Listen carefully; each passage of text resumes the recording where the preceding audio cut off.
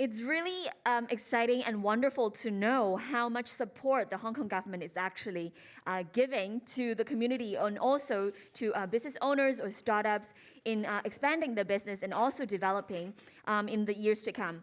So today we're going to look into how we can work more on sustainability. Well, yesterday in the last panel, we talked about carbon neutrality, and today we're going to learn more about sustainable futures with our startups. We're definitely going to learn more and be inspired by our speakers and also panelists today. So I hope you will have a few takeaways and also, like our speakers has just talked about, enjoy the rest of the program and also all the exhibitions or showcases that we have prepared for you during this investment promotion week. So today we're going to right now move on to the first fireside chat. The Fireside Chat in the first session is titled Empowering Sustainable Futures. Hong Kong is uniquely positioned to be a key contributor in empowering sustainable futures. Looking at the key challenges and necessary enablers, this Fireside Chat will bring us to a dialogue for impact. Now please join me and welcome on stage Professor Christine Low, Chief Development Strategist of the Hong Kong University of Science and Technology. Please welcome Professor Low.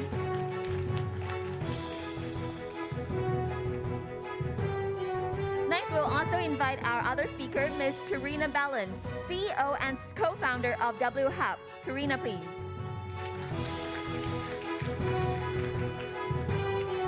Now over to you two ladies. Great, fantastic. Good morning, everyone, and good morning, Christine. So great to share the stage with you again. Thank you. Yes, you just flew back into Hong Kong yesterday. I did. I was fortunate to spend a few days in Germany. Wonderful. Great to have you back. So I promised you I'll not give all of your background as an introduction to our audience, and arguably you don't need any introduction, but I really want to highlight that currently you're acting as the Chief Development Strategist at HKUST, right? You are also the Chevalier de l'Ordre National du Mérite, and I love the sentence about saying you are a lawyer by training, you are a commodities trader by profession, but a sustainability advocate by passion. Is that true? That's basically correct.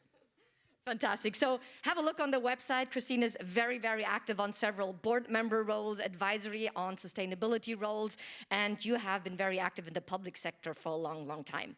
But you know the drill. Whenever I have the honor to have a special guest as a fireside panelist, I love to start with asking you a very bold statement about the topic. So please, what is your bold statement with regards to sustainable futures? I think since we are, actually many things, but since we're in a startup discussion today about sustainability, what I want to say is the startups actually have some of the best ideas in what to do about sustainability. And I guess a corollary to that is, you know, for all of us sitting here, particularly for younger people. So, you know, when I'm speaking to people at the university, I always want to tell them that sustainability as a ES&G kind of concept is going to be relevant for them for the rest of their career. So this is the time to improve your knowledge in ES&G, young people have tremendous ideas. Perhaps I can just give one example. Hong Kong girl, studied in Hong Kong, just got $2 million investments from outside Hong Kong. Many people are chasing her because she's come up with a sustainability startup idea.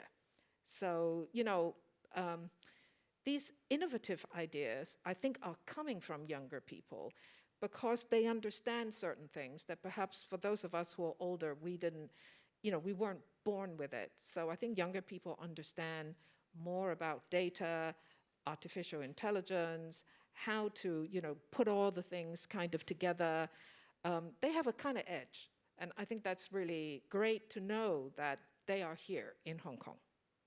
I love it. That's obviously music to my ears as a strong believer and advocate of the Hong Kong startup ecosystem, and also a great call to action for all entrepreneurs and soon-to-be entrepreneurs, but all other stakeholders to contribute to the success of these beautiful companies. Now, we talk about the ecosystem a little bit longer, but you mentioned about ESG in your introductory statement. Now, tell us a little bit, arguably the concept about sustainability has evolved over time. So how do you look at sustainability today? Well, I mean, to be honest, in Hong Kong, ESG is one of the hottest things because the financial sector is interested. And why is the financial sector interested? Because actually the world has changed. I would say that since about 2015, that was the Paris Agreement, the financial sector globally has targeted how people should invest in sustainability, so that we can do some of the things that Bernard was reminding us of, is that globally we have set targets for decarbonization. And nationally, that means China, have set ambitious targets also. And also in Hong Kong, we have set a target. And what it means, what does this really mean? This means that these economies are going to focus year after year in making investments, including regulations, upgrade, and laws and guidelines and so on, all pointing towards spending money on sustainability-related things. So just look at Hong Kong. Hong Kong is going to invest billions and billions of the public sector money, but just think about what that means for private sector. Because government sets new policies and laws, but they have to be performed and implemented by the private sector. So once the ground level is changed, right, towards more sustainability, this is where the money, the technology, the innovation will start coming. Absolutely, and you talked a lot about, obviously, the E in ESG, right? And maybe it's worthwhile even thinking if you think that we're really at the bottom of what needs to be on E before moving into S and G topics on the overall ESG frameworks. Because arguably, I think a few years back, 5 years back, there was like a 90% chance that we would reach the 1.5 climate goal, right, in terms of maximum climate change. Now, it seems we're down to only 50% of chance achieving that? Well, maybe even less, right? But nevertheless, I think what we need to do is look at how to speed up. And the world in the last 3 years have gone through some very major gyrations. And actually, we're still going through gyrations, particularly in Europe. So I think we're very fortunate sitting in Hong Kong. And I know there are certain things that people always say, and we think, oh, I've heard all that before. And Bernard has reminded us, as Stephen has reminded us. But the reality is, you know, we're sitting in a city that punches above its weight because we are a city that kind of connects many different things. And increasingly, we're going to be connecting also to emerging economies, our own neighborhood here in Asia. And we do have mainland China. Mainland China is one of the economies, despite, you know, a bit of up and down, it has very clear policies and guidelines and political determination to actually use sustainability as a development driver. I mean, one of the talks I give at university and outside Hong Kong, because many people are interested, is how did China go from where they were, you know, being the most polluted country and all of that, to where they are today, where, of course, we see very marked improvements, to where they're going to go. And it is really an amazing story. So I think when people understand it, and when the national leaders are really pumping hard on decarbonization, on reforestation, on, you know, using nature as a means for technology and for innovation. I mean, these are the sorts of things where in Hong Kong, I mean, some of our young people, you know, this young lady who got $2 million from the Middle East, what are they buying in her? They're buying the idea and some early development. So I think that's what young people are interested in. You know, they want to save the world. Let's face it, young people have this enormous drive. And they want to do it in a way that is for profit, which means they have to completely think about how to do that. And, you know, startups, what I'm excited about is that's what they're doing. That's what they're trying to put forward to the world, in a way, to invest in them on these new amazing ideas. Absolutely. And I think we talked about that previously, where we said we need arguably this little bit of being unreasonable to solve the most pressing problems in the world. Being a bit crazy. The being loot a bit shots, crazy, right? that are only made possible to people being a bit believing. crazy, thinking about how to do crazy things that someone hasn't done before. You know, I think the startups are, I mean, they really have creative ideas. And I guess some of them are out there that, you know, we can all go and look at. Yes. So now let's dive a little bit deeper into the strength of Hong Kong. We're here also to say, like, what is the role of Hong Kong? How can we actually, again, argue as a small city, help to save the world? Now, you started off with the startup ecosystem. So let's think about the broader ecosystem, all the different stakeholders and the role that they should be playing. The corporates.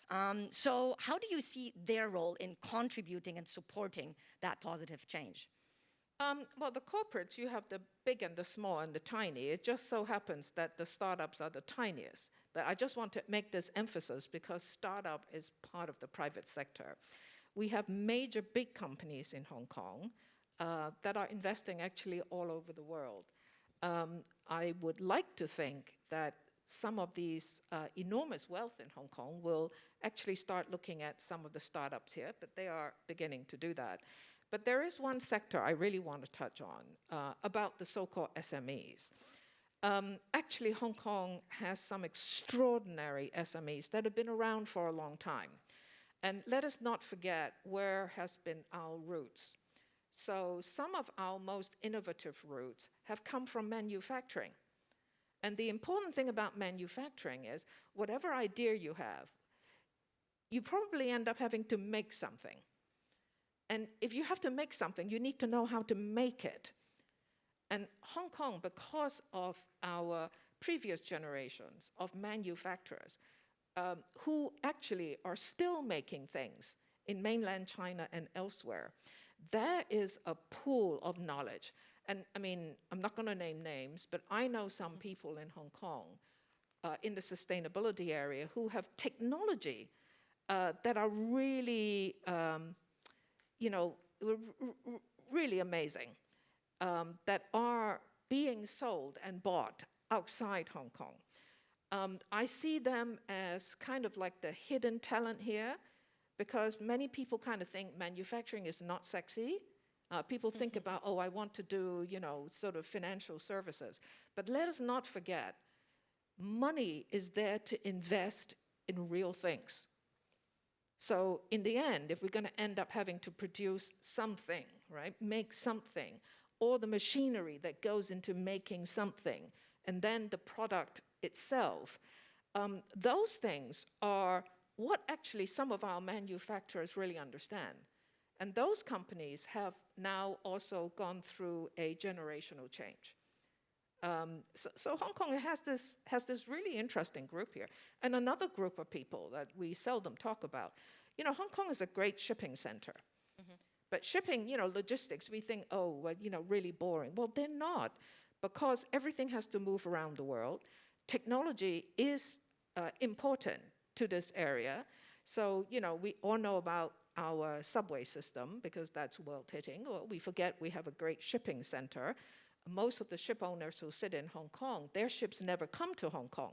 They run one of the most international business in the world. Many of our ship owners sit on international bodies, but nobody remembers them in Hong Kong.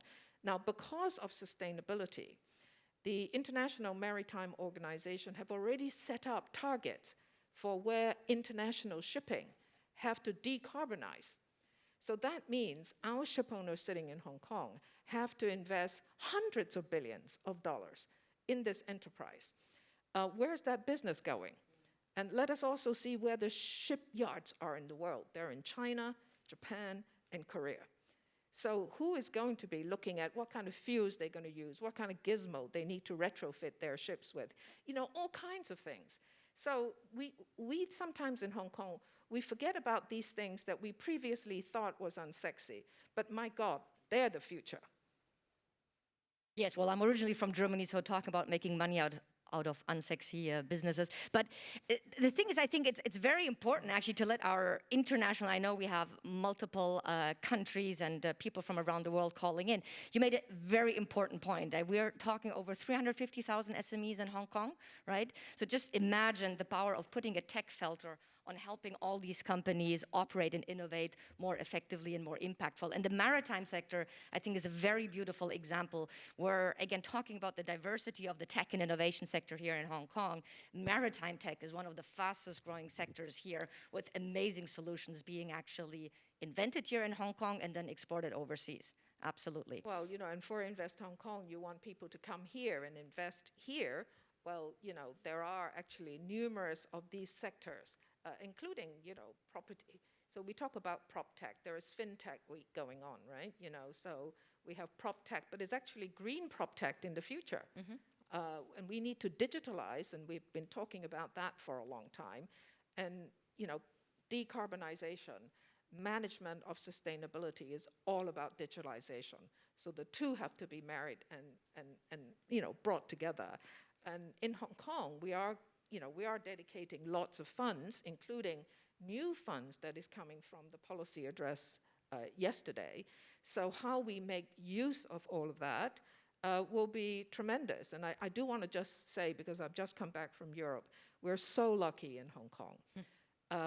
We're just a city, of course, so we can't compare ourselves to big countries. But for a city to be able to put out a policy address like yesterday, where, okay, we have plans, and you may not like all the plans, or you might think we want to do more still, but how many cities today can put out that kind of plan, backed by realistic money that Hong Kong does not have to borrow? Right? The public sector, essentially, is debt-free. I can't think of many other places right now that can do that.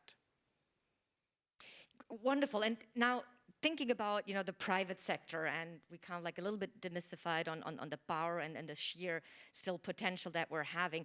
You also mentioned already the importance of regulatory frameworks, which I guess is one of the premier ways governments can help and support that development. I mean, tell me a little bit more in terms of maybe also benchmarking what you see in other places and some of the strengths here in Hong Kong. Well, one of the things is government has become important. Again, when we think about sustainability, because sustainability is really a revolution. It's about doing things differently in the future so that we can deal with the big danger of climate change. So we already know that we need to change the way we work. So government becomes very important because government has a set of tools that nobody else has in society. So they can have new laws, right? New regulations, they can set new standards, and they can tax you, right? I mean, what I'm saying is all these tools blended together, used by governments around the world, it is there to do better things, right? So we need them. We need them to set the right kind of tools for us to make this transformation. So that's point number one, why government is important. Point number two is we want them to have new guidelines, codes, and laws, and so on, so that those things point us in the direction that to become more sustainable. So I think what Hong Kong really needs to do is look at all the regulations and codes and guidelines that are in play in Hong Kong, set by the government. Which are the ones that really needs to change? So, for example, one of the things that all cities have to do is our buildings have to be a lot more energy efficient. But actually, when you're dealing with energy efficiencies, retrofitting your buildings and so on, it's all going to have to come together. So you want cleaner, you want clean buildings, you want green buildings, you want healthy buildings, right? You want digital, smart buildings. So all this has to be invested into where we live and where we work. So I think we do not have the right regulations and codes yet to really drive this. But the other thing is, we can easily do it because, Hong Kong knows about buildings. We have a tremendous community of what we call built environment specialists, right? This is your engineers, your architects, and all the people who help to design and build buildings. And we have tremendous contractors in Hong Kong. So they are actually crying out, I think, to government and to the profession as a whole, how can Hong Kong go much faster on upgrading all these rules and guidelines and codes so that they can perform at a much higher level. And so one of the things that I've heard from the built environment sector, and actually also the property developers, that they can build better buildings on the mainland and in Singapore than in Hong Kong, because our regulations are just still too low. Well, that's a beautiful call to action. I mean, we have to say that smart city actually is one of the focus area, particularly also in the tech sector of the Hong Kong government on top of health tech and financial services. And I think I do understand, again, in this area, beautiful collaboration between private and public sectors is going to be happening or is already starting to be put in place. Now, let's highlight one last sector. We talked about fintech. Obviously, Hong Kong is a premier fintech hub. Fintech Week is coming up. A quick shameless plug on Invest Hong Kong and the Fintech Week coming up. But again, we're also a premier financial center, full stop, right? On a definitely regional level, arguably even global level. And we talked about what is the role of the financial sector now to support further improvements in the ESG agenda? Well, the finance sector is looking at ESG, right? And let us not forget what ESG is. ESG is a disclosure system. It still relies on companies to invest in themselves to improve their sustainability performance. And ESG requires them to provide the information. But something in Hong Kong, for example, that the government and regulators can do are really quite innovative. So the Hong Kong Monetary Authority has now required, and this is going to happen just in the next few years, so the banks that they regulate, banks have to now report on their climate risk. So in order for the banks to do so, all their clients, that means, we're talking about hundreds and thousands of customers, commercial customers, have to measure their climate risk to be able to declare it and report it to the monetary authority.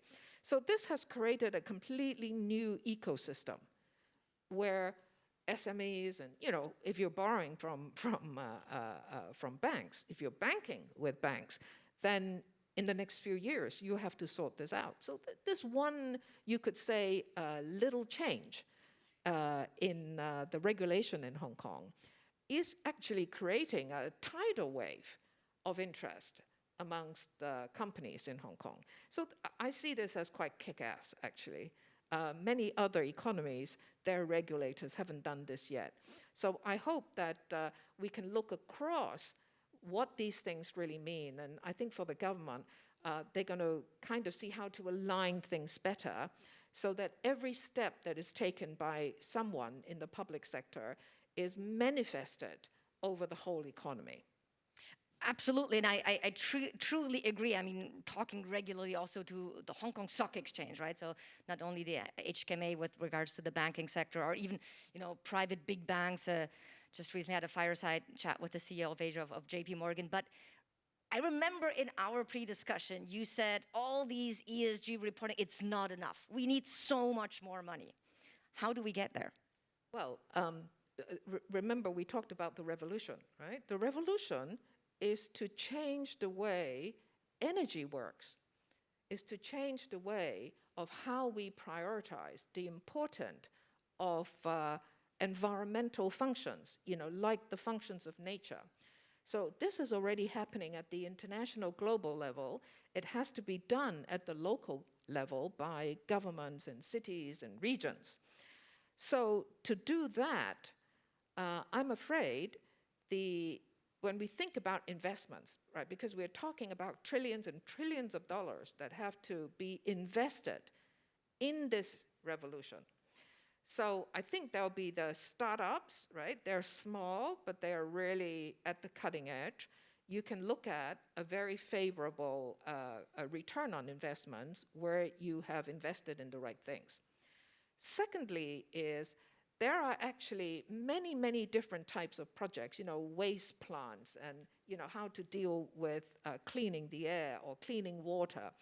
All those things are quite established technology, but we're not able to roll them out in a massive way, particularly in developing economies, because if people want to calculate a certain rate of return, they just can't afford to do so. So one of the things that I'd like Hong Kong, because we are an important financial sector, to start thinking about is which are the ones that you can have high rate of return, which are the ones actually you can't have such a high rate of return if you really need to roll them out in developing economies on a massive, massive scale. And which are the sort of things, if you want to really meet the 1.5 degrees at a particular time, is you really have to do it on a non-profit basis. But what does a non-profit base mean? It doesn't mean people are not paid well. It means that we need to look at different types of investments going into different areas, and there will be different types of investors who would be willing to do certain things. And the idea of blended finance, right? This is why public sector finance, they're not looking for a commercial return, so to speak, but even in Hong Kong, we have to do tons of things in the public sector. So how can we rethink the different types of returns that is actually needed for the revolution, for sustainability and decarbonization? I mean, we can start thinking about this first at the university and with think tanks and so on, but I really like to think that Hong Kong could spearhead this kind of discussion, which actually, when I brought it up in discussion in Europe about these kinds of thinkings, and for people who are familiar with finance, who are familiar with ESG, they do acknowledge that the rate of return is really important, and we do need to look at that if we want to, turbocharge the revolution towards sustainability. Brilliant. So again, just to summarize this or maybe look at it from a different angle, it's really about not trying to change the financial sector and ask them to look at anything else than financial return, but having a broader scope, having a short-term and a long-term vision, and that certain investments need to happen short-term to actually enable longer-term returns that you said may never gonna happen if we don't have that changed approach. And that's where you also think the government can not only put regulatory frameworks in place, but also financial support? Yeah, no, absolutely. I mean, there's a lot of money in the world, and they're with the private sector, let's face it. But if we don't have a kind of discussion about how to do this in a way to meet the 1.5, right? I mean, we talk about rate of return without maybe matching about what it is that we are trying to do. And since at an international level, we've already acknowledged that we need to meet the 1.5, and we don't have that much time, and we already have the technology in many areas, on many projects, actually. So actually what it is people are still going to make a tremendous amount of money, but we mustn't just focus on a rate of return to say, well, if I can't get X%, I'm not going to do it, because what it means is on the ground, we're not able to roll out these massive projects that we actually need for 1.5. So it's just a reordering of how we look at matching the money and the projects and different types of investments in the world, in the private sector, and what role the public sector can play to expedite this by having what I think is a really interesting and important dialogue on this. Beautiful. And that really blueprint sketched out over time. And let's do it in Hong Kong. Let's start this discussion in Hong Kong. I mean, it's not an easy discussion, but it's one that I think the time has come. And we have the right ingredients here. Beautiful. We're soon going to run out of time. We always run out of time. Too passionate to talk to you. But just maybe a little bit then the crystal ball question. So for you, how would the best case scenario look like? Well, the best case scenario is that we catch up on the time that we've lost, right? That we take a very positive attitude about, okay, all the troubles in the world right now, because we need to manage both our optimism and our pessimism, but we mustn't lose sight of the fact that we do need to keep going forward. Beautiful. So I'll take away here from this morning on Startup Day that in Hong Kong, with a thriving tech and innovation and startup scene, plus being a major financial center globally and the commitment from the government, we have all the ingredients in place to be a key contributor for sustainable futures. Indeed, we have all the ingredients here. Beautiful. A big hand of applause to Christine. Thank you very much. Thank you. And I think you will be around for any questions, right? Thank you. All right, thank you once again to Professor Low and also our moderator. Thank you very much, Karina. Thank you.